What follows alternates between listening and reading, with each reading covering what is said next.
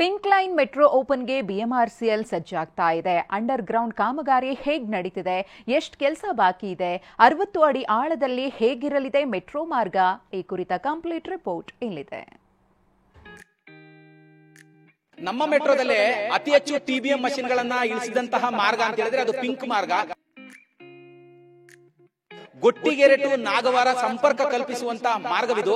ಈ ಮಾರ್ಗ ಒಟ್ಟು 21 ಕಿಲೋಮೀಟರ್ ವಿಸ್ತೀರ್ಣವನ್ನ ಹೊಂದಿರುವಂತದ್ದು. 18 ಮೆಟ್ರೋ ಸ್ಟೇಷನ್ಗಳನ್ನ ಈ ಒಂದು ಪಿಂಕ್ ಮಾರ್ಗ ಹೊಂದಿರುವಂತದ್ದು. ಟಿಕೆಟ್ ದರ ಹೆಚ್ಚಳ ಮಾಡಿ ಪ್ರಯಾಣಿಕರ ಕೆಂಗಣ್ಣಿಗೆ ಗುರಿಯಾಗಿರುವ ನಮ್ಮ ಮೆಟ್ರೋ ಈಗ ಭರ್ಜರಿ ಗುಡ್ ನ್ಯೂಸ್ ಕೊಟ್ಟಿದೆ. ರಾಜಧಾನಿಯ ಬಹುನಿರೀಕ್ಷಿತ ಅಂಡರ್ ಗ್ರೌಂಡ್ ಪಿಂಕ್ ಮೆಟ್ರೋ ಸಂಚಾರದ ಬಗ್ಗೆ ಸಿಹಿ ಸುದ್ದಿಯನ್ನ ಬಿಎಂಆರ್ಸಿಎಲ್ ಹಂಚಿಕೊಂಡಿದೆ. ಪಿಂಕ್ ಲೈನ್ ಮೆಟ್ರೋ ಮಾರ್ಗ ಓಪನ್ಗೆ ಬಿಎಂಆರ್ಸಿಎಲ್ ತಯಾರಿ ನಡೆಸಿದೆ. ಗೊಟ್ಟಿಗೆರೆ ಟು ನಾಗವಾರ 21 ಕಿಲೋಮೀಟರ್ ವಿಸ್ತೀರ್ಣವಿರುವ ಕೊನೆ ಹಂತದ ಕಾಮಗಾರಿ ನಡೀತಾ ಇದೆ. ಈ ಬಗ್ಗೆ 60 ಅಡಿ ಆಳದ ಮೆಟ್ರೋ ಅಂಡರ್ ಗ್ರೌಂಡ್ನಿಂದ ಟಿವಿ9 ಪ್ರತಿನಿಧಿ ಕಿರಣ್ ಪ್ರತ್ಯಕ್ಷ ವರದಿ ನೀಡಿದ್ದಾರೆ.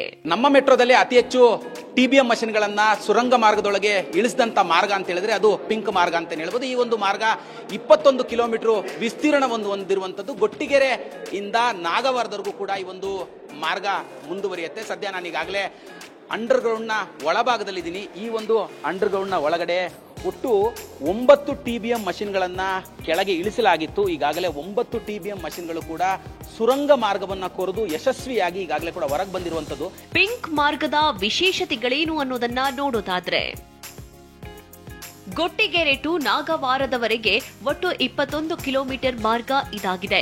ಅಂಡರ್ ಗ್ರೌಂಡ್ನಲ್ಲೇ 13 ಕಿಲೋಮೀಟರ್ ಮೆಟ್ರೋ ರೈಲು ಸಂಚರಿಸಲಿದೆ. ಪಿಂಕ್ ಮಾರ್ಗದಲ್ಲಿ ಒಟ್ಟು 18 ನಿಲ್ದಾಣಗಳಿವೆ.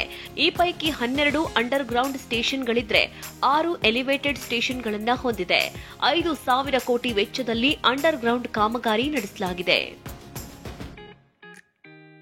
ಇದೆಲ್ಲ ಸ್ಟೇಷನ್ಗಳಲ್ಲೂ ಸಿವಿಲ್ ಕೆಲಸ ಅಂತ ಹೇಳ್ತೇವೆ. ಟನಲಿಂಗ್ ಎಲ್ಲ ಮುಗಿದ್ಬಿಟ್ಟಿದೆ. ಟೋಟಲ್ ಸುಮಾರು 21 ಕಿಲೋಮೀಟರ್ ಟನಲಿಂಗ್ ಇದ್ದಿತ್ತು, ಅದೆಲ್ಲದು ಮುಗಿದಿದೆ. 9 ಟಿಬಿಎಂಗಳನ್ನು ಉಪಯೋಗಿಸಿದ್ದೇವೆ. ಸ್ಟೇಷನ್ ಕೆಲಸ ಏನಿದೆ ಸುಮಾರು 90 to 95% ಕೆಲಸ ಮುಗಿದಿದೆ. ಅಂಡರ್ ಗ್ರೌಂಡ್ ಮೆಟ್ರೋ ಕಾಮಗಾರಿಗಾಗಿ 9 ಟಿಬಿಎಂ ಮಷಿನ್ಗಳನ್ನ ಭೂಮಿಗಿಳಿಸಲಾಗಿತ್ತು. ಎಲ್ಲ 9 ಟಿಬಿಎಂ ಮಷಿನ್ಗಳು ಸುರಂಗ ಕೊರೆದು ಯಶಸ್ವಿಯಾಗಿ ಹೊರಗೆ ಬಂದಿವೆ. ಸದ್ಯ ಎಂಜಿ ರೋಡ್ನಿಂದ ಶಿವಾಜಿನಗರ ಮೆಟ್ರೋ ಸ್ಟೇಷನ್ವರೆಗೆ ಸುರಂಗ ಮಾರ್ಗದಲ್ಲಿ ಪರಿಶೀಲನೆ ನಡೀತಾ ಇದೆ. ಅಂಡರ್ ಗ್ರೌಂಡ್ ಮೆಟ್ರೋ ಸಂಚಾರ ಈ ವರ್ಷದ ಅಂತ್ಯಕ್ಕೆ ಅಥವಾ 2026ರ ಆರಂಭದಲ್ಲಿ ಶುರುವಾಗುವ ಎಲ್ಲಾ ಸಾಧ್ಯತೆಗಳಿದೆ.